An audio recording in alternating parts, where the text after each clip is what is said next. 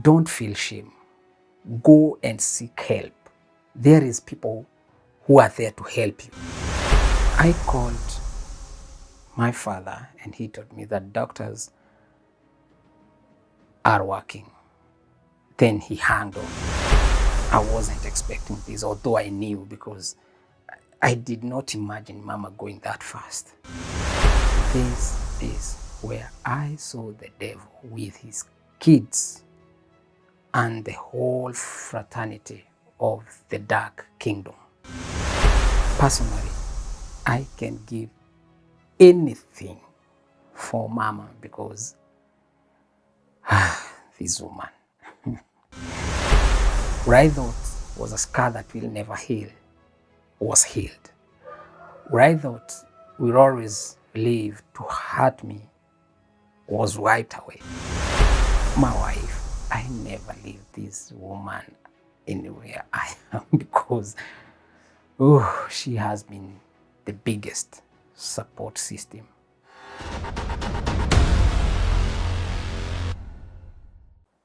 Hello and welcome to the Resilience Couch. This is where we refresh, re-energize, discussing all matters mental health. And they say that it is always authentic when it comes from the horse's mouth. On our episode today, I am going to share my own story. I am Kevans, the director, the founder of African Pride Images, where we do corporate events, and the film work.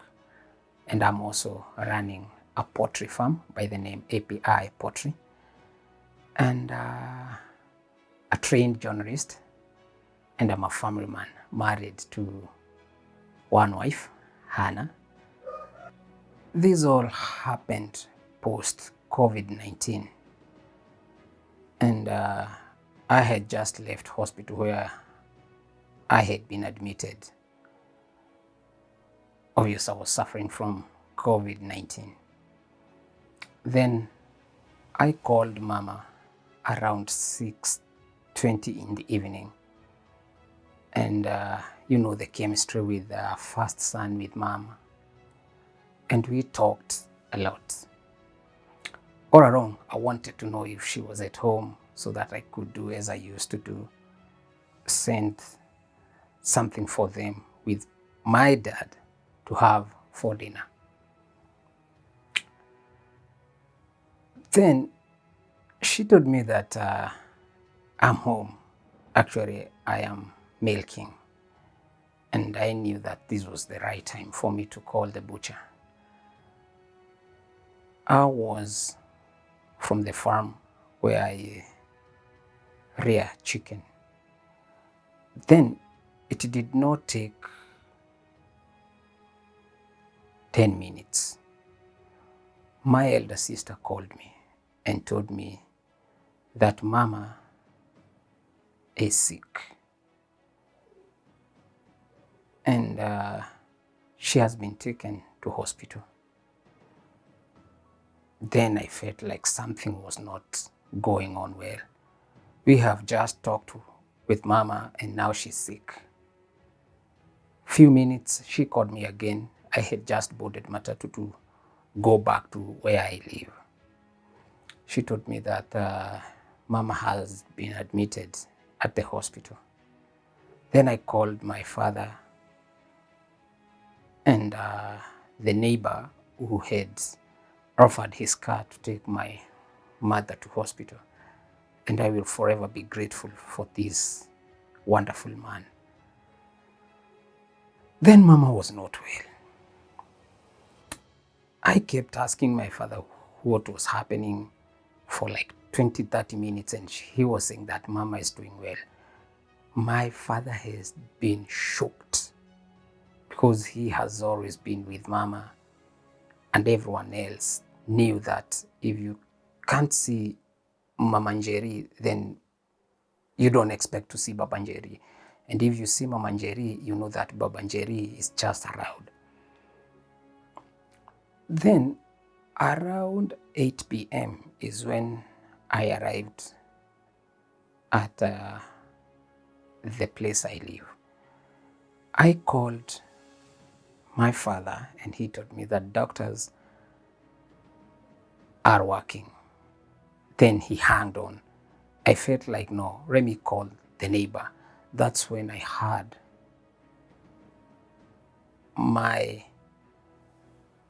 the wife to my father's brother saying, no, Mama Njeri, Mama Waithira, you can't leave that fast. And I knew that Mama had just gone to be with Christ. It was sad. Then I entered in the house without anyone telling me that whatever I had was real or not. I told my wife, Anne, that Mama is sick and is in the hospital, but doctors are working. But I could not disclose what I had over the phone. Then I called my neighbor and said, no, he's fine. She's fine. Then Papa was, yeah, she's fine. All along up to midnight. Then we decided like we are going to see Mama for ourselves. Then Dad called me at midnight and told me, I think it's good for all of you to come and see your Mama for the last time. That's when I knew that whatever I heard was right. I did not disclose this to Anne. Then I called my friend. I asked him to take us home very early in the morning, and he agreed. I took my sister with me and her son, and we went home. On reaching at the hospital, I told them, drop me here, go home, so that when you come, because it's just after COVID and people are not allowed to see patients, I will be through, then you can get in. I wanted to confirm for myself, like what I had was true. Then we argued with the soldier at the gate, and I finally made my way in forcibly. I met the doctor and he told me that the lady who was brought did not survive.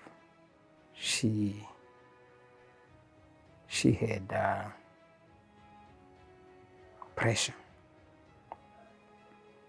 Then I was shocked because I wasn't expecting this, although I knew, because I did not imagine Mama going that fast. Then my father, when he heard that I have been left in hospital, he just came with a bike very fast. He found me there at the mortuary. I had just seen Mama. Nothing had been done on her, like the way she was hit by pressure. And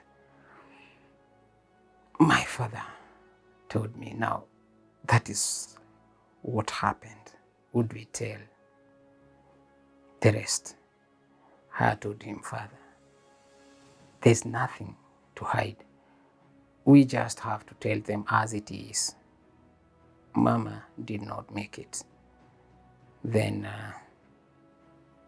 my sisters were at home. They were discussing on how they will come. And I called them. I asked my elder sister to go far away from the rest. And I told her that Mama did not make it. She was screaming. Everyone wanted to hear the same words. I did not have the strength to keep on saying it, like Mama did not make it. Then we all gathered at home. It was to start the preparations of now the life after we don't have our Mama. And that is when we said it's all about now the burial preparations. This is where I saw the devil with his kids and the whole fraternity of the dark kingdom. My father's brothers didn't show up. Mind you, we are just neighbors. You understand the African way, how the farm is distributed. We are neighbors. They never showed up, and they assumed like nothing happened. They said that they were not informed of Mama's death, and the people used to make fun of them, asking, is this a wedding that you expect a card to be sent? I have never, the whole of my life, sat down on a burial committee. I have never been into where people are planning burial and I am involved that much. But here comes, I have to go to the mortuary. I have to run. I'm the firstborn son. I am in the pain. I am having pain because when I was in the hospital, I was always calling Mama and telling her, I think your son will not be coming home, Mama, because I am not well. And she was laughing and telling me, son, you are coming home. Then we contributed, my two elder sisters and I and my father and my younger brothers, with the support of our few friends, because even the whole village had at some point assumed like they will not come. And when we asked, the chair lady of the women group said that Mama had some dates with the village. And when my father asked how much, he was told that it was 22 shillings, something like that. And finally they did come, and we organized a very beautiful send-off for our Mama. But from there, I didn't have the heart of calling my father's brothers my father. I felt like they are not part of my family, because if this is the time I needed you most and you didn't show up, then I don't see the need to keep on calling you my relatives. Mind you, one of them that is, told his children, all adults, to not show up and support their cousins. Then they didn't. So we just did this. My two sisters, I love them so much. My very good father and my two younger brothers, whom they're just in my heart. And my very beautiful wife, she was there for me. And she was just in pain. Then my mother's sisters didn't wait everything to calm down. Immediately after the burial, in our place we do the burial at noon, and 5 minutes after the burial, they called my father. I thought they were giving him the condolences, but they were asking, we want you to give all our papers, the title deeds for the land that our father left us. This was another crazy time. And my father was, I don't know, I never go through Mama Njeri's documents, but give me some time. I will look for them and I give them to you, because she was the firstborn and you had all agreed that she will keep the documents. Satan reigned, but God made us winners.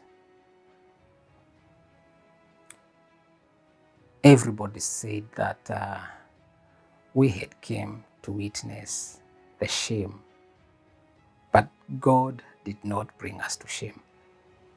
We did a send-off that everyone admired and felt that Mama Njeri was loved. And personally, I can give anything for Mama because this woman, she was so, and she's still so close to my heart. When I thought things were not going to work, she would tell me, son, you know what? This is going to work in a good way. So after all this, my heart had a big scar that I thought it would never heal. But come 2023, a very good bishop, and I will always honor him because he has been the best friend for me for a very long time, called me and asked me, there is this group of people, they are coming and they are looking for a videographer. Are you gonna do this? Because even if you say you are not gonna do it, I don't have anyone else to give them. I said, Bishop, you know me, I am ready for that and I will do it. That is when I met the mental health experts for the first time, a team of wonderful doctors, Dr. Evangeline Wangeshi, Dr. Karian Dawson, and Dr. Theodore Wade. They changed my life. What I thought was a scar that will never heal was healed. What I thought will always live to hurt me was wiped away. And I completely healed from grief and loss. I stopped abandoning my heart, which was making my inner body grow old. And everything became a testimony. And as we speak now, I can tell you that my heart is free. And I did not, I can say that I forgave the people who hurted me most and people who I thought would always be there for me, but they were not there. And this day I am living a testimony. I had not slept for over 2 years, but now I sleep for 7-8 hours. I was gaining abnormal weight, but now I am back to my normal way. And I am healed. I am healed. And what I want to tell you is that don't feel shame. Go and seek help. There is people who are there to help you. And you will find, you will regain, you will be re-energized again, because what you think is the end might be the beginning of your life. And you will live to testify, be it your relatives, your friends, your colleagues who hurt you. You will live to testify that God did it for you. So, as we speak, I now go home in the village. I meet my fathers. I see them, although we don't, we have not gotten to that part of talking to each other. Although my heart is free and I feel like you did hurt me, God sent me the right people who came in and we did this together. And now I am a free man. But I can tell you that you can see for yourself how guilt is killing them. My aunts, you can see it, you can feel it for yourself. because the only person who was bringing us together is no longer there. And my family, my sisters, my father, my brothers, my wife, I never leave this woman anywhere I am because she has been the biggest support system I could ever ask for. So let us normalize the conversation and let us reach out to get healed. Thank you.